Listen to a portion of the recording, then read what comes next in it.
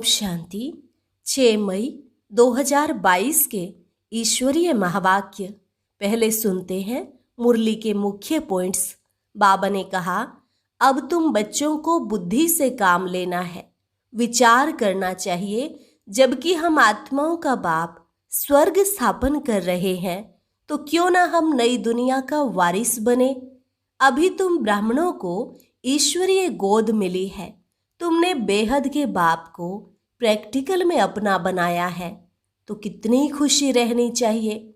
बाप का बनकर तुम शूद्र से ब्राह्मण वर्ण में आए हो। वास्तव में देवताओं से भी तुम्हारा ब्राह्मण वर्ण उच्च चोटी पर है, क्योंकि तुम ईश्वरीय संतान बने हो। तुम ब्रह्मा कुमार कुमारियां ईश्वरीय गोद में आकर पवित्र बन फिर 21 जन्मों के लिए दैवी गोद में चले जाते हो। बाबा ने कहा, तुम्हारी है बड़े से बड़ी यूनिवर्सिटी, जहां स्वयं गॉड बैठ तुम्हें राजयोग सिखलाते हैं, राजाओं का राजा बनाते हैं। तो कितना नशा चढ़ा रहना चाहिए।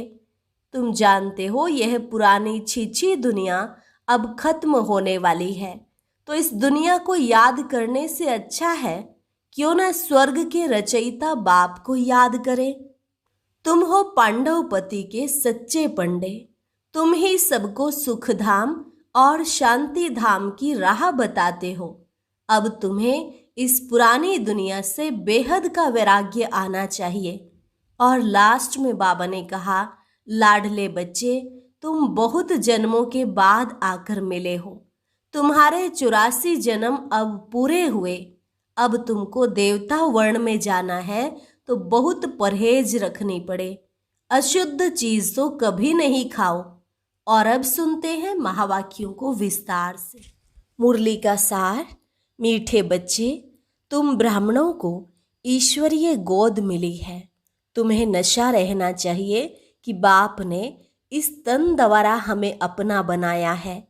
प्रश्न, बाप ने कौन सा दिव्य कर्तव्य किया है जिस कारण उनकी इतनी महिमा गाई हुई है। उत्तर, पतितों को पावन बनाना, सभी मनुष्यों को माया रावण की जंजीरों से छुड़ाना।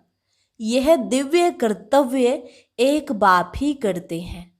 बेहद के बाप से ही बेहद सुख का वर्षा मिलता है, जो फिर आधा कल्प चलता है। सतयुग में है गोल्डन जुबली, त्रेता में है सिल्वर जुबली। वह सतो प्रधान, वह सतो, दोनों को ही सुख धाम कहा जाता है। ऐसे सुख धाम की स्थापना बाप ने की है, इसलिए उनकी महिमा गाई जाती है। गीत इंसाफ का मंदिर है यह। ओम शांति। बाप और दादा मिलकर के बच्चों को समझाते हैं। कभी बाप समझाते हैं, कभी दादा भी समझाते हैं, क्योंकि यह शरीर दादा का भी घर है। परमपिता परमात्मा तो रहते हैं परम धाम में। जरूर कोई समय में उनका यह भारत ही घर होता है। तब तो शिवरात्रि मनाई जाती है। शिव के बहुत मंदिर भी हैं, तो सिद्ध होता है कि भारत खंड में ही उनका आना होता है, पतित को पावन बनाने व सभी मनुष्यों को माया रावण की जंजीरों से छुड़ाने। क्योंकि अब रावण का राज्य है। रावण को जलाते भी भारत में है। शिवरात्रि और कृष्ण जयंती भी भारत में ही मनाते हैं। रावण का राज्य भी आधा कल्प चलता है। फिर बाप आते हैं पतितों को पावन बनाने। बस एक ही बार पावन बना देते हैं, फिर आते ही नहीं। बाप का नाम भारत में प्रसिद्ध है। जरूर कोई दिव्य कर्तव्य किया है, तब तो उनका नाम है। मनुष्य मनुष्य को तो पावन बना न सके। पतित पावन एक ही बाप को कहा जाता है। स्वर्ग नर्क यह नाम भी भारत पर ही पड़ा है। भारत 5000 वर्ष पहले स्वर्ग था। उनको परिस्तान भी कहा जाता है। तो जरूर बाप से वर्षा मिला है। बाप अक्षर बहुत मीठा लगता है। उनसे ही बेहद सुख का वर्षा मिलता है, जो सुख आधा कल्प चलता है, जिसकी गोल्डन जुबली सिल्वर जुबली मनाते हैं। सतयुग को गोल्डन जुबली, त्रेता को सिल्वर जुबली कहते हैं। वह सतो प्रधान, वह सतो दोनों को मिलाकर सुखधाम कहा जाता है। नंबर 1 है सूर्यवंशी, सेकंड नंबर चंद्रवंशी। बाप जब इस भारत खंड में आते हैं तो भारत को पावन बनाते हैं। फिर जब भक्ति शुरू होती है तो कलाएं कमती होती जाती हैं। झाड़ जड़जड़ी भूत तमो प्रधान बन जाता है। सब भक्त बन जाते हैं। साधु भी साधना करते हैं बाप को पाने के लिए, अर्थात मुक्ति, जीवन मुक्ति जाने के लिए। आधा कल्प भक्ति करते हैं बाप को पाने के लिए।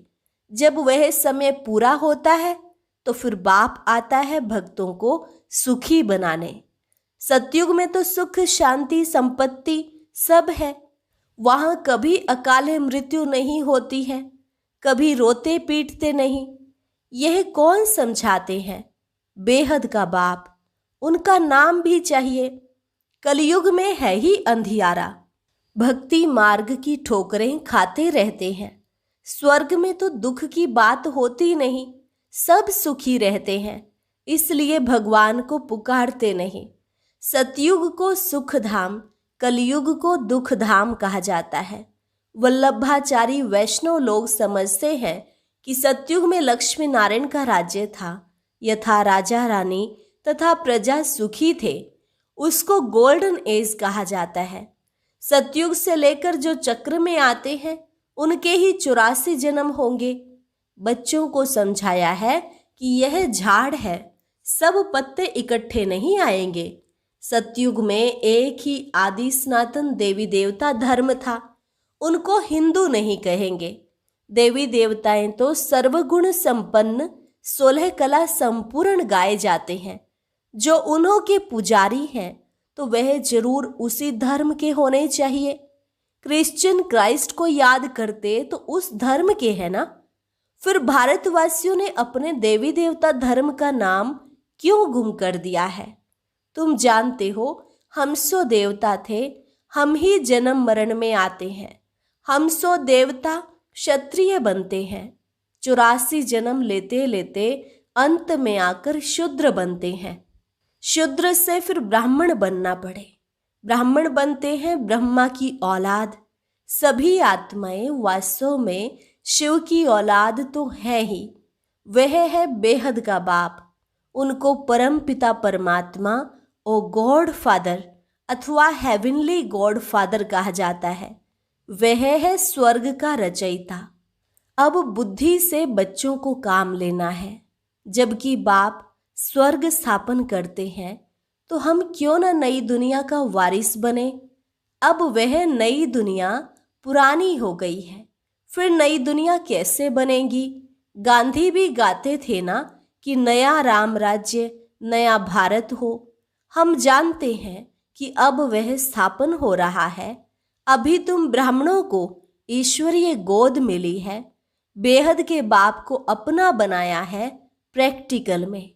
ऐसे तो सब कहते रहते हैं, ओ गॉड फादर रहम करो, परंतु इस समय बाप ने आकर इस तन द्वारा तुमको अपना बनाया है। वह कलयुगी ब्राह्मण है, कुख की संतान। हम है ब्रह्मा मुख वंशावली। प्रजापिता ब्रह्मा ठहरा तब तो इतने बच्चे पैदा करेंगे ना। तो यह है मुख वंशावली, परम पिता परमात्मा ने अडॉप्ट किया है ब्रह्मा मुख द्वारा, तो गोया माता भी हो गई। तुम मात पिता, हम बालक तेरे। ओ बाबा, आपने हमको ब्रह्मा मुख द्वारा अपना बनाया है। यह भी समझने की बातें हैं। ज्ञान सागर एक ही बाप है। ज्ञान से ही सद्गति अर्थात दिन होता है, अज्ञान से रात होती है। कलयुग तो रात है ना। इनको भक्ति मार्ग कहा जाता है। शास्त्र सब भक्ति मार्ग के हैं। उनसे कोई बाप के पास पहुंचने का रास्ता नहीं मिलता है। बाप आते ही हैं कल्प कल्प। शिवरात्रि मनाते हैं तो जरूर वह आते हैं। उनको अपना शरीर नहीं है। ब्रह्मा विष्णु शंकर को भी देवता कहा जाता है। ब्रह्मा देवता नमः, विष्णु देवता नमः, फिर शिव परमात्मा नमः। ब्रह्मा है इस साकार सिजरे का बड़ा, अभी प्रैक्टिकल में है। बाप आते ही है संगम युग पर। अभी यादव भी हैं, कौरव भी हैं और पांडव तो हैं योग बल वाले, शक्ति सेना। तो अभी तुम बच्चे जानते हो शिव बाबा प्रैक्टिकल में ब्रह्मा तन में पधारा है। उस निराकार शिव का मंदिर भी है। शिवरात्रि मनाई जाती है, परंतु गवर्नमेंट ने शिव जयंती की छुट्टी भी निकाल दी है। औरों की जयंतियां मनाते रहते हैं। धर्म की ताकत तो है नहीं, इसलिए अनराइटियस, अनलॉफुल, इंसॉल्वेंट बन पड़े हैं। No purity, no peace, no prosperity. इसी ही भारत में 5000 वर्ष पहले जब गोल्डन जुबली थी तो प्योरिटी, पीस, प्रॉस्पर्टी थी। कभी अकाल मृत्यु नहीं होता था। भारत जैसा उच्च संपत्तिवान और कोई हो नहीं सकता। भारत खंड है सबसे उच्च, उनकी हिस्ट्री भी बनी हुई है। पावन भी यह भारत तो पतित भी यह भारत बनता है। आदि सनातन देवी देवता धर्म वाले ही यह चक्र लगाकर शूद्र वर्ण में आए, फिर शूद्र वर्ण से अब ब्राह्मण वर्ण में आए हो। देवताओं से भी ब्राह्मण वर्ण उच्च चोटी पर है। सतयुगी देवताओं की जो महिमा है वह बाप की महिमा से अलग है। बाप को कहते हैं ज्ञान का सागर, आनंद का सागर। फिर देवताओं को कहेंगे सर्वगुण संपन्न। वहां विकार की बात नहीं। शास्त्रों में तो बहुत गपोड़े लगा दिए हैं कि कृष्णपुरी में भी कंस, रावण आदि थे। वास्तव में तो इस समय कंसपुरी है, फिर सतयुग में होगी कृष्णपुरी। यह है संगम। इसलिए ही उन्होंने कंस, जरासंधी, रावण आदि को सतयुगी देवताओं से मिला दिया है। यह है ही आसुरी रावण संप्रदाय। अभी तुम ईश्वरीय संप्रदाय बने हो। ईश्वरीय गोद में आकर पवित्र बन फिर 21 जन्मों के लिए दैवी गोद में जाते हो। 8 जन्म दैवी गोद, फिर 12 जन्म क्षत्रिय गोद। भारत में ही यह गाया हुआ है कि कन्या वह जो 21 कुल का उद्धार करे, सो तुम ही वह कुमारियां हो। अभी तुम हो ईश्वरीय कुल के। दादा है शिव बाबा, बाप है ब्रह्मा। तुम हो ब्रह्मा कुमार कुमारियां। वर्षा उस बेहद के बाप से मिलता है। देने वाला वह है, वह तो निराकार है। वह राजयोग अब कैसे सिखलावे। नर से नारायण बनाने लिए जरूर साकार शरीर चाहिए। तो इस पतित तन में आते हैं जिसने 84 जन्म लिए हैं। यह है बड़े से बड़ी यूनिवर्सिटी जहां स्वयं गॉड बैठ राजयोग सिखलाते हैं राजाओं का राजा बनाने। गीता का रचयिता कृष्ण नहीं है। गीता माता ने कृष्ण को जन्म दिया। जो देवता बने उन्हों को जन्म मिला शिव बाबा से। क्रिश्चियन को जन्म मिला बाइबल से, क्राइस्ट द्वारा। तुमको भी ब्राह्मण से देवता किसने बनाया? शिव बाबा ने ब्रह्मा मुख द्वारा। यह तुम्हारा है बेहद का सन्यास, वह है हद का रजोगुणी सन्यास, वह निवृत्ति मार्ग का सन्यास। तुमको वैराग्य आया है इस पुरानी छीछी दुनिया से। तुम जानते हो यह तो अब खत्म होने वाली है। इससे तो क्यों न हम स्वर्ग के रचयिता बाप को याद करें। बाप कहते हैं लाडले बच्चे, तुम बहुत जन्मों के बाद आकर मिले हो। तुमने 84 जन्म पूरे लिए हैं। अब तुमको फिर देवता वर्ण में जाना है। इसमें परहेज भी बहुत है, अशुद्ध चीज खा न सके। बाप कहते हैं मैं संगम पर आता ही हूं मूत पलीती कपड़ों को पावन बनाने। अब मौत सामने खड़ा है। यादव, कौरव और पांडव भी हैं, तो जरूर पांडवपति भी होगा। पांडवपति पिता परमात्मा को कहेंगे। तुम फिर हो पंडे, राह बताते हो सुख धाम शांति धाम की। इसलिए तुमको पांडव शिव शक्ति सेना कहा जाता है। यादव यूरोपवासी तो अपने ही कुल का नाश करते हैं, भारत में है पांडव और कौरव, जिनके लिए कहते हैं कि असुर और देवताओं की युद्ध चली। तुम अभी तो देवता नहीं हो, बनना है। श्रीमत से तुम स्वर्ग के मालिक बनते हो। बाकी सबकी है आसुरी रावण मत। आधा कल्प रावण की मत चलती है। अभी तो सारी दुनिया तमो प्रधान है। यह है रुद्र ज्ञान यज्ञ, जहां बाप बैठ राजयोग सिखलाते हैं। जब राजाई स्थापन हो जाती है तो यह विनाश ज्वाला प्रज्वलित हो जाती है।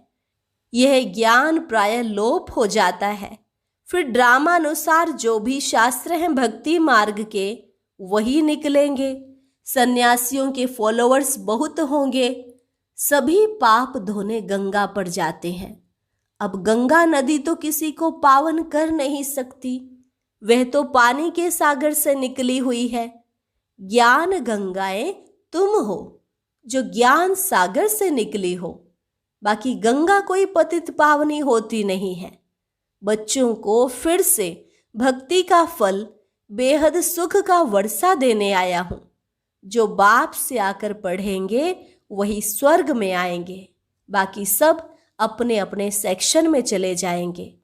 इस ड्रामा चक्र को भी समझना है। चक्र को जानने से तुम चक्रवर्ती राजा बनते हो। गवर्नमेंट ने भी चक्र निकाला है। 3 शेर दिखाकर फिर नीचे लिखते हैं सत्यमेव जयते। अब शिव बाबा तुम सब पार्वतियों को आकर अमर कथा सुना रहे हैं अमरपुरी का मालिक बनाने। इसको ही सत्यनारायण की कथा व अमर कथा कहा जाता है। यह कथा एक ही बार सुनकर तुम स्वर्ग के मालिक बनते हो। बाकी सब हैं दंत कथाएं। अच्छा, मीठे मीठे सिकिलधे बच्चों प्रति मात पिता बाप दादा का याद प्यार और गुड मॉर्निंग।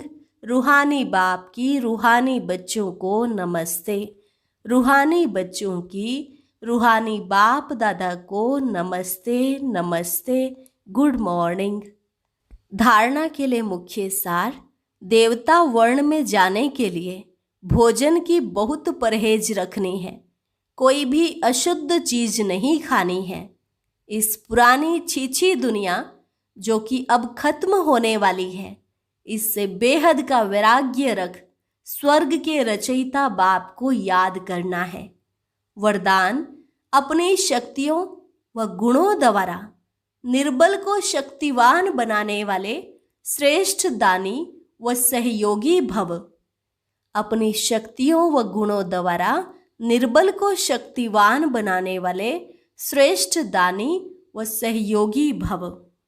श्रेष्ठ स्थिति वाले सपूत बच्चों की सर्व शक्तियां और सर्व गुण समय प्रमाण सदा सहयोगी रहते हैं।